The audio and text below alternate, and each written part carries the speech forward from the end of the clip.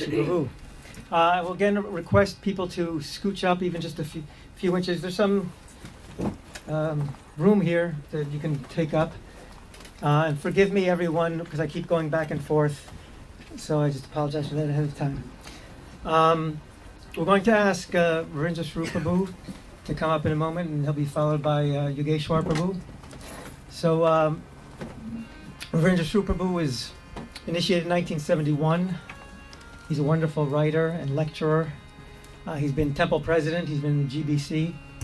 And I am happy to call him my guru-in-law. Ravindra Svarupa Prabhu.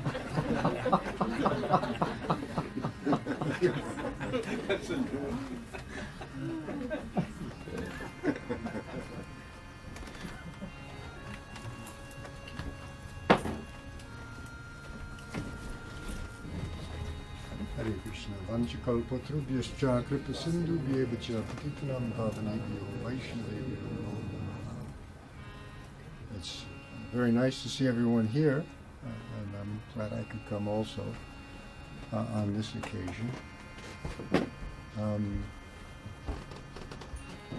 I've been coming down and seeing devotees I haven't seen for a long time, and they're as borrow some lines from William Butler Yeats, old and gray and full of sleep and nodding by the fire. We're getting old. And I've started to think about all the things that Prabhupada wanted that haven't yet been manifest. And as I was an academic student of history of religions, we know that when the original witnesses die off, it's a big crisis, a big change. And so I think that will happen. Unless somebody pulls off an immortality act, but I doubt that we'll see that. Different kind of immortality maybe, but so Prabhupada was such a visionary. He saw way far ahead and saw things that none of us ever saw. Just to give you a little example of that, one year Prabhupada predicted that soon there was going to be a nuclear war. It would start between India and Pakistan, and then the Soviet Union would join in on Pakistan's side and the United States on India's side. Vice versa. Soviet Union was at that time Cold War allies of India, and the United States therefore of Pakistan. And that they would join in, and there would be a nuclear war. What should we do, Srila Prabhupada? Well, chant Hare Krishna.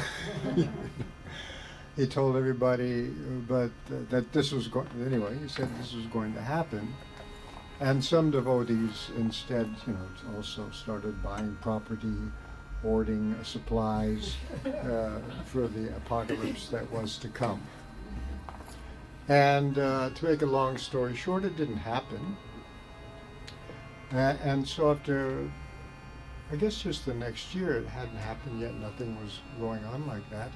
So I asked Rupanuga, who was my GBC at that time, I was a temple president, if he was going to Mayapur, could he ask Srila Prabhupada what happened about this prediction. And Rupanuga came back, and I asked him if he asked Prabhupada. He said yes. And Rupanuga, I said, well, what happened? He said, Prabhupada said, Krishna changed his mind.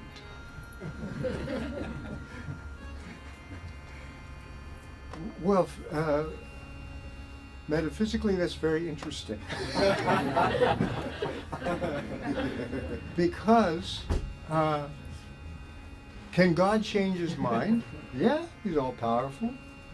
But that means the future is objectively indeterminate. There's a series of possibilities, and depending on whatever, this one will be realized or that one be realized. And so for some reason, Krishna changed his mind. There was a war that was going to happen. Krishna was going to facilitate it, and then he changed his mind. Which means, by the way, with our freedom, we can also contribute something. Because then I began to wonder, what would happen to make Krishna change his mind? Now this is my own experience, doesn't exactly have to do with Prabhupada, but just to show you, the Soviet Union was collapsing. And the next year, when I went to Mayapur, the Russian devotees came for the first time to Mayapur. They were very fired up. Bengal, which had a communist government, was really excited about the Soviet devotees coming. And so I wanted to talk to them and get to know them. The GBC at the time for Russia was suspicious of me and thought I would be a bad influence because we had a guru reform movement of sorts, and he was not happy with it. Anyway, but that's another. Anyway, so I finally did get to talk to some Russian devotees, Soviet. They were telling me that they worked on a collective farm in Soviet Georgia. And the farm was mostly an orchard of all kinds of fruit trees. Still in Russia at that time, the only people that got to eat fruit in Russia were members of what was called the nomenklatura, the upper levels of the Russian government and officials and things like that. Not everybody could get this stuff. It was still very austere there. And they told me that whenever there was a meeting of the Politburo, the steering committee of the Communist Party, they would know because they'd get a special order. So many crates of oranges, so many crates of apples, these things that you normally wouldn't get. And so when they knew that would happen, they would gather all the fruit, take it to a kind of obscure part of the orchard, offer it up to Krishna,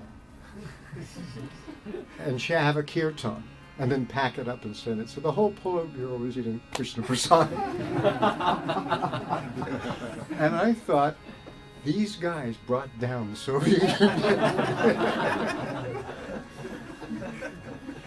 Maybe that's why Krishna changed his mind. Anyway, so Prabhupada would say these things about the future. So I think that we still have in our power to accelerate the development of Krishna consciousness. And that's what Prabhupada wanted, and he gave us plans. Some things he started and discontinued. One of the things that I participated in that was very big at one time was the In God We Trust Party for Purified Leaders. Balavanta was the first one to run for mayor of Atlanta and had some interesting experiences as a devotee doing it. He would wear civilian clothes, army clothes, but tilak. Hair was a little long, but sika, And Prabhupada was pretty enthused about it, and so it got together the idea this party. Rupanuga was in charge of it, and there was 5 of us running for office all over the place. We had a magazine that we put out. We used to read, at those times devotees didn't read anything that wasn't Krishna conscious, so we had special permission to read Newsweek magazine, so we would not be idiots. Rupanuga called it the Newsweek Purana. And Prabhupada was very interested in this. You know, he was quite interested. Now it got called off because, but I had several conversations with Srila Prabhupada. And then part of what we read all the time was about how Maharaj Parikshit greeted the age of Kali, what he did. Because what Prabhupada wanted was to establish, as it became clear, what we call Daiva Varnashram Dharma. Many devotees don't know what that means. It's some special Varnashram Dharma for devotees or something like that, but it's not. Daiva means that Varnashram Dharma spoken by Krishna. And that's in the Bhagavad Gita, Guna Karma Vibhagashaha. You belong to a particular varna because of your guna and karma, your qualities and your work, and not birth. That's what he called asuric varnashram dharma, where the only qualification is birth. And Prabhupada has given lectures about how this destroyed India, basically led to partition because of unqualified brahmanas mistreating other people and things falling apart.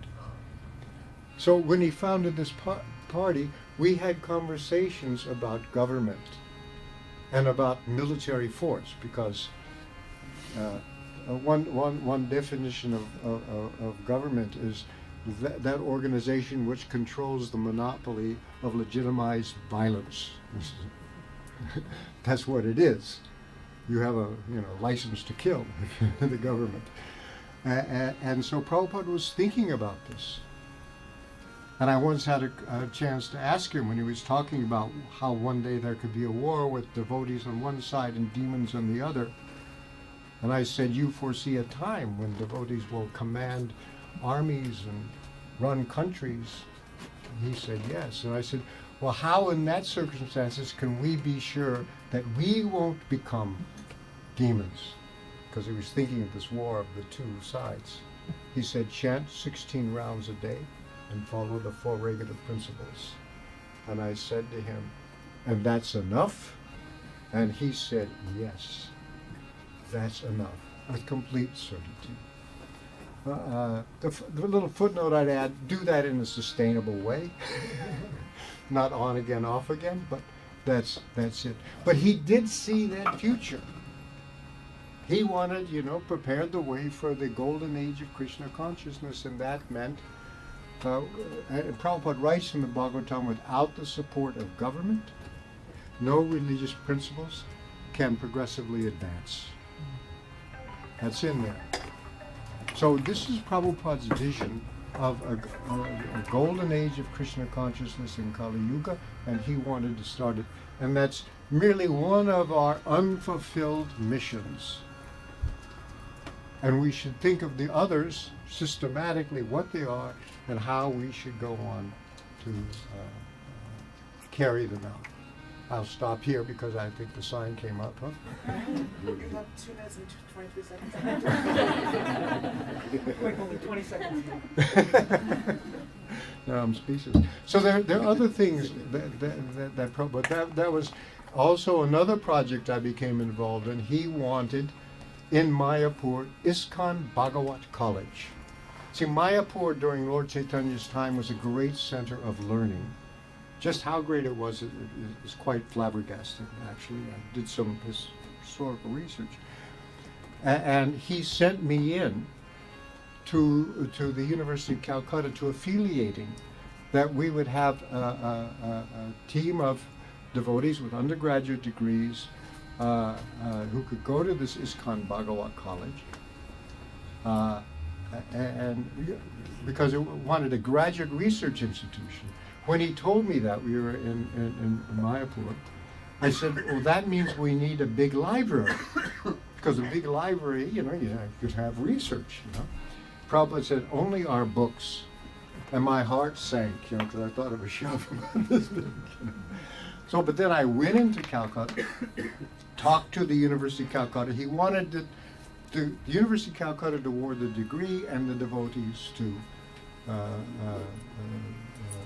be affiliated with it. When he said college, it's in the British sense of a college. So, and they were interested, the University of Calcutta. I had even planned out a building for it. The next time I talked to Prabhupada about it, he's in Vrindavan. He'd gone there for the pilgrimage. And I explained it that they were interested and they liked it. And he was happy to hear that. And I said, but Prabhupada, they say we need to have a big library, because of course they said that. But you said only our books. And Prabhupada said, oh, we can have a big library, all the books from the four sampradayas. Bing! You know how huge that literature is. It's a lot of books. And then I realized right away that they're all over the place and maybe out of print. And I suggested we could do it by sending around microfilm people to these various places and doing it. So that began to call the Matcha Project eventually. And we're still working on this one. This is another thing that Prabhupada wanted. So notice Brahmanas and Kshatriyas. Two things that Prabhupada wanted to develop in a very systematic way so that there would be a society with the point of making the whole world Krishna conscious. That's what Prabhupada wants, and we should all work toward that. Srila Prabhupada ki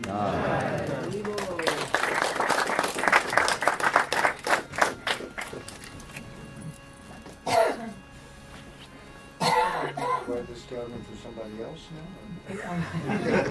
Next speaker? That's okay. Thank you.